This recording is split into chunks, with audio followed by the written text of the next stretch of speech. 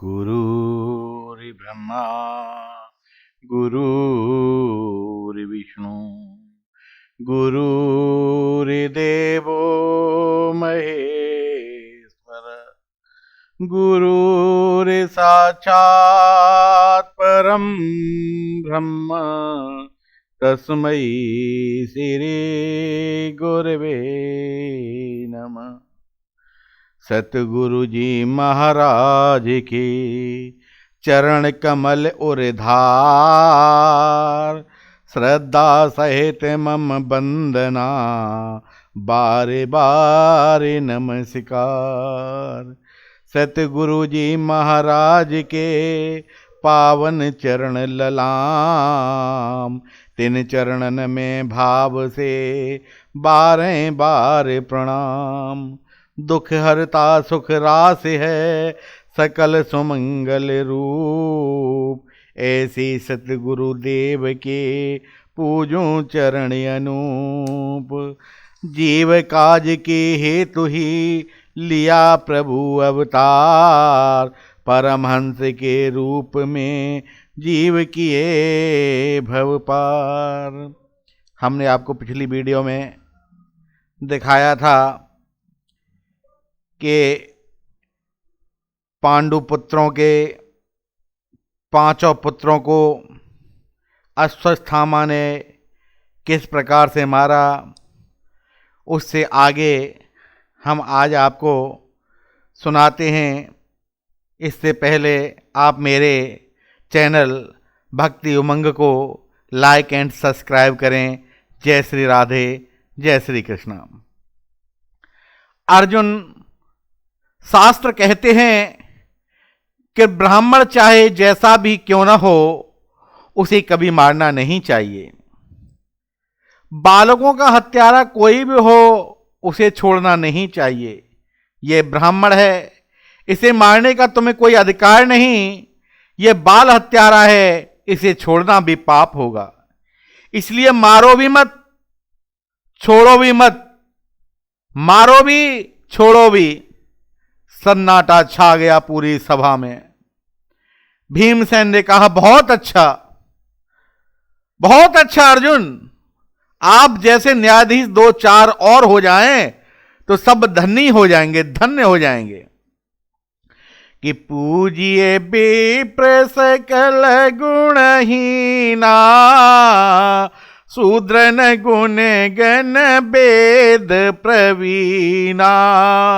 परहित Cersei धर्म नहीं भाई, परिपीड़ा सम नहीं अधमाई। अर्जुन क्या करे, धर्म संकट में पड़ गया, लेकिन फिर भी भरी सभा में अश्वत्थामा की आधी दाढ़ी मूड़ दी, आधी मूंछ मूड़ दी और आधे सिर के बाल काट दिए और सिर से उसकी ब्राह्मण मणि निकाल करके धक्के दे करके बाहर निकाल दिया। अधम ब्राह्मण का यही वध है। इससे बड़ा वध और क्या हो सकता है। अश्वत्थामा को तो अर्जुन का शुक्रगुजार होना चाहिए। काम तो मैंने मरने का किया, फिर भी अर्जुन ने मुझे मारा नहीं, केवल दंडित किया है। परंतु अश्वत्थामा के मन में ईर्ष्या आ गई। मानव का सबसे बड़ा दुर्गुण है ईर्ष्या। ईर्ष्या का मतलब मेरी एक आंख भले ही फूटे, पड़ोसी की दोनों फूटनी चाहिए। अपना हित अनहित करके भी पड़ोसी का दुगना अनहित करना चाहिए। पड़ोसी के दुगना अनहित ईर्ष्यालु के लक्षण हैं। अश्वत्थामा ने कहा कि इन पांडवों के वंश को निर्वंश करके मानूंगा, इनके वंश में पानी देने वाला भी नहीं रहेगा। अपने आश्रम में बैठा बैठा सोचने लगा, अब इनके वंश में बचा ही कौन है। अभिमन्यु युद्ध में मारा गया। 5 पुत्र थे, वो कल मैंने मार दिए, अब कौन है। फिर सोचा, नहीं, अभिमन्यु की मृत्यु के समय मैंने सुना था कि अभिमन्यु की पत्नी गर्भवती है। आज उसे 9 महीने पूर्ण हो रहे हैं। उस गर्भस्थ शिशु को मार देता हूं तो पांडव वंश निर्वंश हो जाएगा। बस मानव के मन में ईर्ष्या रूपी विष जब आ जाता है तो उसका चरित्र प्रदूषित हो जाता है। अपने आश्रम में बैठे बैठे अश्वस्थामा ने अभिमन्यु की विधवा पत्नी के गर्भस्थ शिशु को मारने के लिए ब्रह्मास्त्र चला दिया, परंतु श्री कृष्ण अभिमन्यु के मामा होते हैं। उत्तरा ने ब्रह्मास्त्र को आते देखा तो दौड़ करके कृष्ण के चरणों में लौट गई और क्या कहने लगी कि पाहि पाहि महायोगिन देव देव जगतपते नान्यम तुंद भयम पश्ये यत्र मृत्यु परस्परम। हे गोविंद, मेरे प्राणों की रक्षा करो, यह ब्रह्मास्त्र मुझे जला करके भस्म कर दे, उसकी मुझे परवाह नहीं, लेकिन मेरे गर्भस्थ शिशु को कैसे भी बचाओ। यदि यह बालक नष्ट हो गया तो पांडवों के वंश में कोई पानी देने वाला भी नहीं बचेगा। मेरे प्रभु ने ऐसा किया, मेरे प्रभु ने कहा कि ऐसा निष्कृष्ट चरित्र उस गुरु पुत्र का हो गया, मैंने तो सोचा भी नहीं ऐसा इसका आचरण हो जाएगा। बेटी, तुम एक क्षण के लिए भी चिंतित मत होना, थोड़ी देर के लिए मातृ भाव अपने हृदय में लाओ। जैसे ही उत्तरा के मन में मातृ भाव आया, मेरे गोविंद सूक्ष्म रूप लेकर के, छोटा सा रूप लेकर के और उत्तरा के गर्भ में प्रवेश कर गए। 4 भुजाएं धारण कर ली मेरे प्रभु ने और गदा को सुदर्शन चक्र की तरह घुमाया और गर्भस्थ शिशु की प्राण रक्षा कर दी मेरे गोविंद ने। एक रूप से बाहर भी खड़े हैं और उत्तरा से कहते हैं कि बेटी कोई कष्ट तो नहीं। उत्तरा कहती है नहीं नहीं, अब मैं स्वस्थ महसूस करती हूं, मुझे अच्छा लग रहा है। जैसे भगवान के सामने जीव की कोई चालाकी नहीं चलती, वैसे ही भक्तों के सामने भगवान की चालाकी नहीं चलती। माता कुंती सब समझ गई, श्री कृष्ण ने मेरी पौत्र वधू के गर्भ में प्रवेश करके मेरे पौत्र की प्राण रक्षा की, मेरे वंश को निर्वंश होने से बचाया। माता कुंती श्री कृष्ण के चरणों में गिर पड़ी और बार बार रुदन करने लगी और कहने लगी, हे श्री कृष्ण द्वारिका वासिन देव जेव जगतपते, हे गोपाल प्रणाम करती हूं आपको, आप साक्षात जगदीश्वर हैं, जगत के नियंता हैं, परात्पर अखिलेश्वर हैं, निर्गुण ब्रह्म ही सगुण रूप में अवतरित होकर के यहां आया है। मेरे प्रभु ने कहा, बुआ जी क्या कहती हैं आप, मुझे भगवान बताती हैं, मुझे परमात्मा कहती हैं। मैं तो आपका भतीजा हूं, आपके भाई का सबसे छोटा पुत्र हूं। कुंती बोली, यही नाटक तुम्हारा विचित्र है लाला, किसी को भूआ बनाते हो, किसी को फूफा बनाते हो, पर यह कैसे भूल जाते हो कि सबके परवावा केवल तुम ही हो। आज प्रणाम करने से मुझे कोई रोक नहीं सकता। कन्हैया ने समस्त सभाजनों को संबोधित करके कहा, सुना आपने, भूआ मुझे भगवान कहती है, मुझे परमात्मा कहती है। अच्छा, मैं कहता हूं कि मैं भगवान हूं और मैं भगवान हूं, इसलिए आप कुछ भी मांग सकते हैं, जिसके मन में जो आकांक्षा हो मुझसे मांगे। युधिष्ठिर जी सबसे बड़े हैं, इसलिए पहले वर इनको मांगना चाहिए। महात्मा युधिष्ठिर ने कहा कि गोविंद, आज देने को बोलते हो तो एक ही वर दे दो कि जीवन में कितनी भी विषम परिस्थितियां आए, मैं कभी सत्य से पीछे नहीं हटूं, कभी सत्य को छोड़ूं नहीं, यही आशीर्वाद दे दो। भीमसेन ने कहा कि गोपाल, मेरी तो वैसे भी बड़ी बदनामी है, लोग मुझे केवल भोजन भट्ट कहते हैं, बस यही आशीर्वाद दे दो, उठते बैठते सोते हंसते खाते पीते प्रत्येक परिस्थिति में मैं तुम्हारी याद बनी रहे। अर्जुन ने कहा कि मैंने तो आपको अपना गुरु माना है, यह विचार मेरे मन से कभी न जाए, यही भाव हमेशा बना रहे।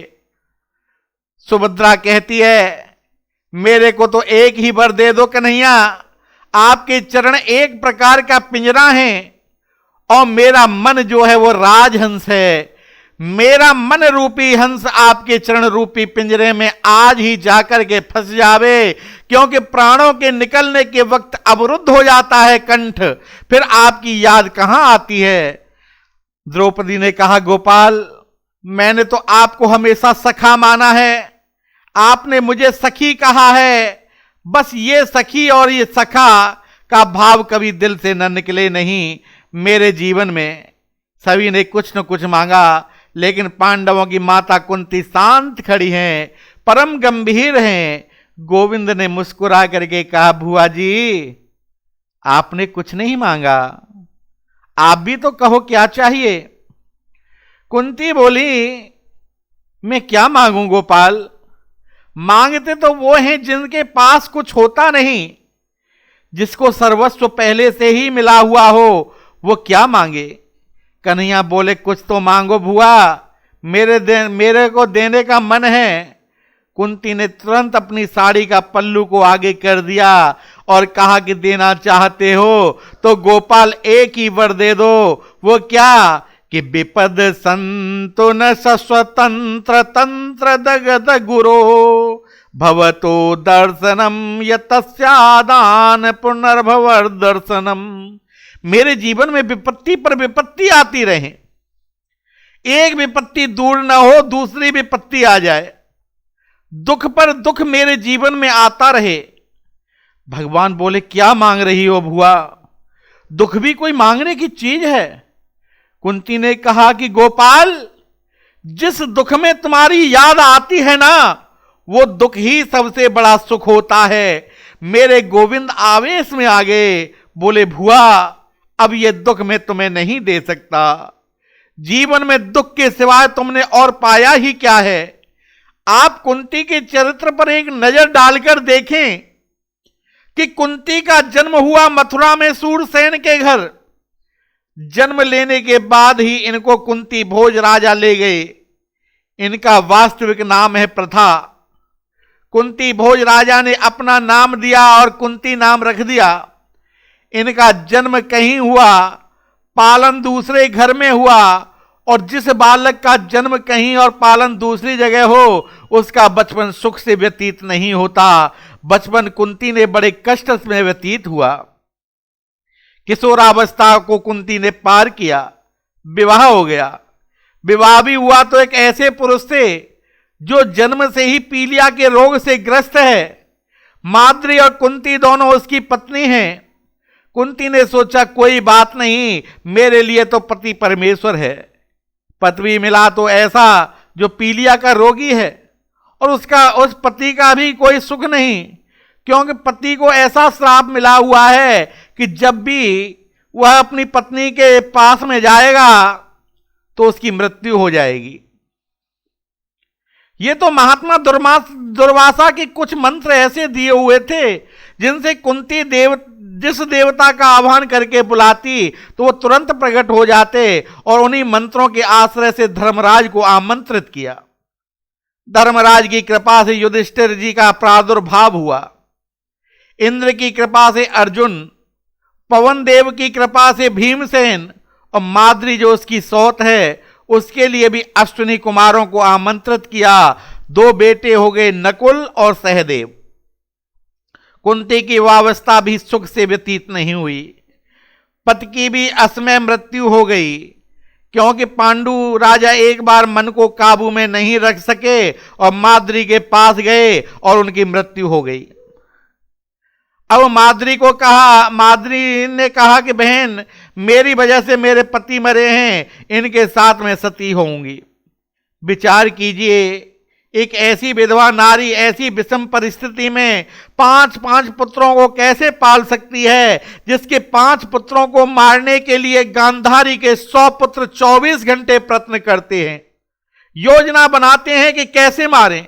कभी जहर देकर, कभी पेड़ से गिराकर, कभी लाक्षागृह में जलाकर मारना चाहते हैं, कभी कुंती की पुत्र वधू को भरी सभा में निर्वस्त्र करके अपमानित करना चाहते हैं, चौपड़ में हराना चाहते हैं। 12 वर्ष का वनवास, 1 वर्ष का अज्ञातवास हुआ। भुआ, तुम्हारे जीवन का एक भी दिन सुख से बीता हो मुझे याद नहीं। आज तुम्हारे पुत्रों को सुख मिला है, विजय श्री प्राप्त हुई है। युधिष्ठिर जी राजगद्दी पर बैठे हैं, मैंने आज तुमसे कुछ मांगने को कहा तो आज भी तुमने मांगा तो झोली पसार करके दुख ही मांगा। सुख के माथे सिल पड़े, जो हरि हृदय से जाए, बलिहारी वा दुख की, जो पल पल नाम जपाए। ऐसे सुख को लेकर क्या करें जो परमात्मा को भुला दे, ऐसी संपत्ति को लेकर क्या करें जो कन्हैया की विस्मृति करा दे। ऐसे दुख को तो बार बार सिर पर रखना चाहिए जो कन्हैया की याद कराता है, मेरे गोविंद की याद कराता है।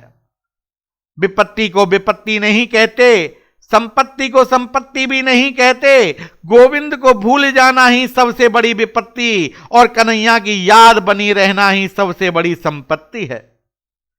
कहे हनुमंत विपत्ति प्रभु सोई, जब तब भजन न सुमिरन होई।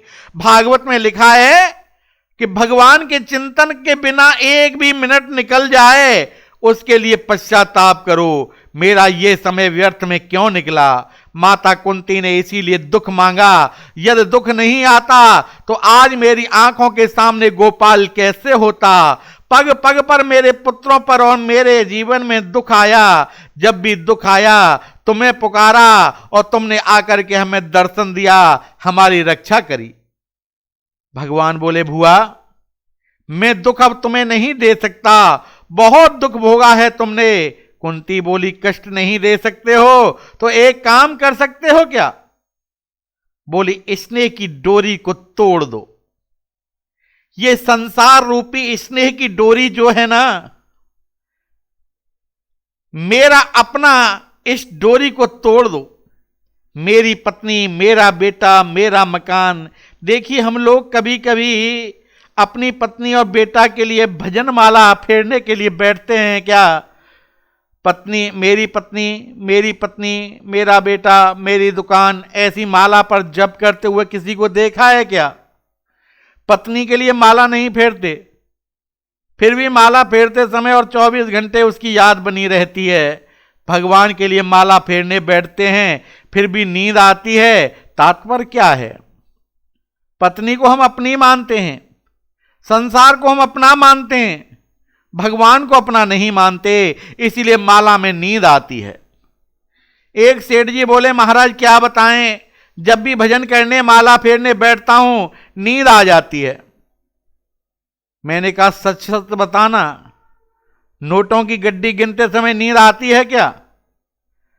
सेठ बोला महाराज बनिया का बेटा हूं, नोट गिनते समय नींद कैसे आएगी, और आती भी है तो उड़ जाती है। मतलब क्या है, नोटों को तुम अपना मानते हो, भगवान को अपना नहीं मानते। जिसको अपना मानते हैं उसकी याद हर पल बनी रहती है। इसीलिए कुंती का परमात्मा के प्रति अपनत्व का भाव है, मेरा कन्हैया है, मेरा कृष्ण है। आज रात्रि में युधिष्ठिर जी रो रहे थे, बड़ा रुदन कर रहे थे। कन्हैया ने रात्रि भर युधिष्ठिर जी को बहुत समझाया लेकिन उनकी समझ में नहीं आया, क्योंकि बताने वाले के प्रति सुनने वाले का जब तक आदर का भाव नहीं होगा तब तक उसकी बताई हुई बातों पर गौर नहीं कर सकता। जो उपदेश गीता में श्री कृष्ण ने अर्जुन को दिया वही उपदेश रात्रि में हर बैठ करके युधिष्ठिर जी को भी दिया, लेकिन अर्जुन की समझ में आ गया, युधिष्ठिर जी की समझ में नहीं आया। ऐसा क्यों? क्योंकि अर्जुन के मन में शिष्य भाव था, कृष्ण को गुरु माना है, और युधिष्ठिर जी के दृष्टि में कृष्ण बालक हैं, इसलिए बालक समझकर उनकी बातों पर गौर नहीं किया। कहने का भाव, बताने वाले के प्रति आदर भाव मन में जगे, यह प्रयास करो। भगवान ने सोचा यदि भीष्म पिता के हृदय में प्रवेश कर उनके श्री मुक्ति में इनको उपदेश कराऊं तो इनकी समझ में जल्दी आ जाएगा। मेरे गोविंद समस्त पांडवों को द्रौपदी के साथ लेकर के भीष्म पितामह के पास गए। रोम रोम में जिनके बाण छिदे हुए हैं, सारा शरीर सैकड़ों बाणों से विच्छेदन हो रखा है, एक एक बूंद करके जिनके शरीर से सारा रक्त निकल चुका है, जब भीष्म पितामह ने पांडवों के मध्य गोविंद को आते देखा तो उनके नेत्रों से आंसू झर पड़े। मन ही मन गोविंद को प्रणाम किया, हाथ तो जोड़ नहीं सकते, नेत्रों से अश्रु प्रवाह हो चला। बोले, मेरी मृत्यु को सुधारने हेतु मेरा कन्हैया का आगमन हुआ है। मैं बड़ा भाग्यवान हूं, मैं बड़ा पुण्यात्मा हूं। कृष्ण ने पितामह को प्रणाम किया। पितामह, प्रणाम करता हूं।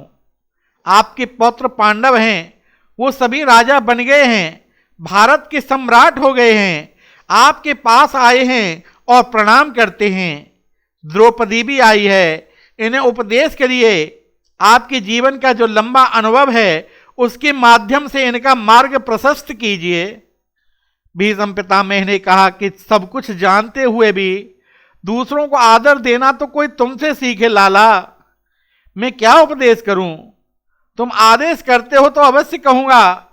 भीष्म ने आंखें खोल करके पांडवों की ओर देखा कि दान धर्मान राज धर्मान मोक्ष धर्मान विभाग सह।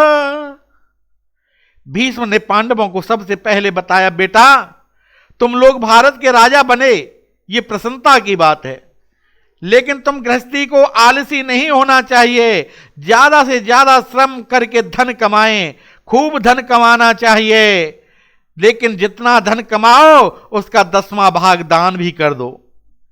तन पवित्र सेवा किए धन पवित्र कर दान, मन पवित्र हरि भजन सो होत त्रिविध कल्याण। शरीर पवित्र होता है सेवा करने से, धन पवित्र होता है दान करने से, और मन पवित्र होता है गोविंद के कीर्तन करने से।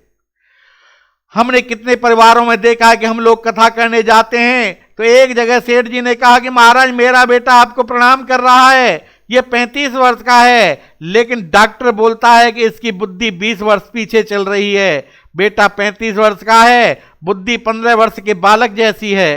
कई जगह देखने को मिलता है कि 25 वर्ष का बेटा है, महाराज अभी तुतला करके बोलता है। 4 नौकर इसकी सेवा में रखे हैं मैंने। सोचता हूं ठाकुर जी मेरे मरने के बाद इसकी देखभाल कौन करेगा? इसका मूल कारण क्या है?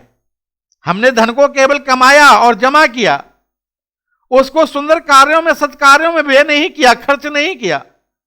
जमा किया हुआ जो धन है न सज्जनों, वो आगामी पीढ़ी के बच्चों की बुद्धि को विकृत किए बिना नहीं रह सकता।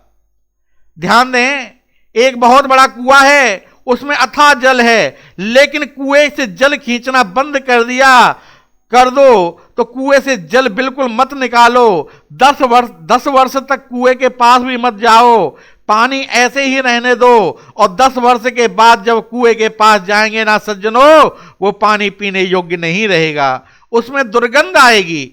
ऐसा ही धन को यदि हम सत्कार्यों में नहीं लगाएंगे तो धन में विकृति आ जाएगी और वो धन गलत कार्यों में लगेगा या बीमारी में खर्च हो जाएगा। डॉक्टर आया, इंजेक्शन लगाया, 500 रुपया फीस ले गया, हॉस्पिटल में भर्ती किया, लाख रुपए खर्च हो गए। डॉक्टर ने लिख करके दे दिया अमेरिका ले जाओ, 50 लाख रुपए खर्च हो गए। ऐसे ही धन खर्च हो जाएगा। यदि पहले से ही हम धन को थोड़ा थोड़ा सत्कार्यों पर व्यय करें, खर्च करें, तो कभी विकृति नहीं आ सकती। ये शास्त्र की बात है, अनुभव की बात है। शास्त्रों में जो लिखा है, हमारे संतों ने, ऋषियों ने सूखे पत्ते खा खा कर जिन ग्रंथों को लिखा है, झूठा लिखकर उनका क्या लेना। इससे आगे हम आपको अगले वीडियो में बताएंगे। जय श्री राधे, जय श्री कृष्णा। हरे रामा हे रामा रामा हरे हरे, हरे कृष्णा के कृष्णा कृष्णा हरे हरे। ऐसी ही भक्ति पूर्व वीडियो देखने के लिए और सुनने के लिए मेरे भक्ति उमंग चैनल को लाइक और सब्सक्राइब करें। जय श्री राधे, जय श्री कृष्ण।